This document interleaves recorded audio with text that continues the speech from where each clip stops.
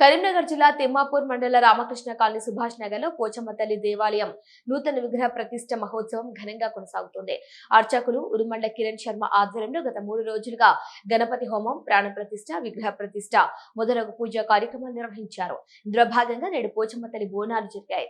గ్రామంలోని మహిళలందరూ ఉపవాస దీక్షతో నెత్తిన బోనం ఎత్తుకుని శివసత్తుల పూనకాలతో ఆలయం వద్దకు చేరుకున్నారు.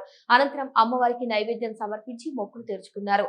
ఈ సందర్భంగా ఆలయ నిర్వాహకులు కొమ్మెర మల్లారెడ్డి, దావు సంపత్ రెడ్డి మాట్లాడుతూ వర్షాలు సమృద్ధిగా కురిసి పాడి పంటలు పండాలని, ప్రజలందరూ ఆయుర ఆరోగ్యాలతో సుఖ సంతోషాలతో ఉండాలని అమ్మవారిని వేడుకున్నారు.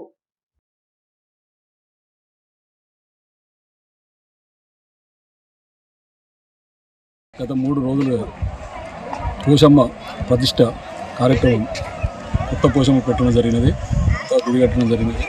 ఇందులో మన 3 రోజులకు పూజలు, ఒక రోజు హోమ కార్యక్రమం, 2వ రోజు ప్రతిష్ట కార్యక్రమం, 3వ రోజు ఈరోజు బోనాల కార్యక్రమం జరుగుతుంది. ఇందులో భాగంగా మహిళలు పెద్ద సంఖ్యలో ఈరోజు బోనాలు ఎత్తుకొని పెద్ద ఎత్తున మా రామకృష్ణ గారి నుంచి 200 మంది బోనాలతో ప్రతి కుటుంబం నుంచి రావడం జరిగినది.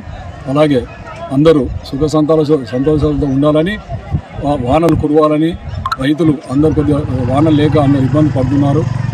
అందరు ప్రార్థనలు చేసుకుంటూ వానలు కురవాలని, మా ఊరు అందరు ప్రజలంతా చల్లగా ఉండాలని మనస్ఫూర్తిగా ఆ దేవుడిని కోరుకోవడం జరిగినది. అలాగే మళ్ళీ సంవత్సరం కూడా ఇలాగే పెట్టడం జరుగుతుంది. మా దగ్గర 3 పోషమ్మలు ఉన్నాయి.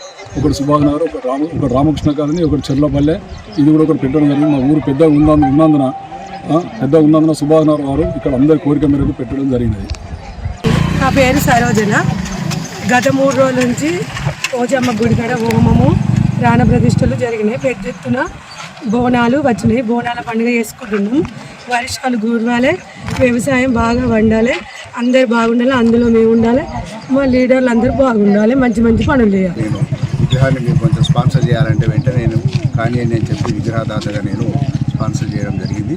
అందులో భాగంగా ఈ యొక్క పోషమ్మ తల్లి దేవత ఇవాళ ఘనంగా 8 నాడు, 9 నాడు, ఇవాళ 10వ నాడు బోనాల పండుగ చాలా ఘనంగా జరుపుకోవడం జరుగుతుంది. దీనికి సహకరించిన ప్రజలందరూ కూడా ధన్యవాదాలు తెలియజేస్తూ, ఈ యొక్క గ్రామ ప్రజలు రామకృష్ణ కాలనీ సుభాష్లో ఉండే అన్ని ఈ యొక్క వార్డ్స్ మెంబర్లు, గ్రామంలో ప్రతి పౌరులు కూడా చల్లగా ఉండాలని చెప్పి వారి యొక్క ఆయుష్ ఆరోగ్యాలు ఎల్లకాలం సుఖ సంతాలు జీవించాలని చెప్పి సందర్భంగా నేను కోరుకుంటూ, ఇంకా కూడా ఈ అనంత పద్మస్వామి తర్వాత శివాలయం కొన్ని దేవాలయాలు నిర్మించుకొని ప్రజలకు అందుబాటులోకి తీసుకురావాలని చెప్పి ఉద్దేశంతో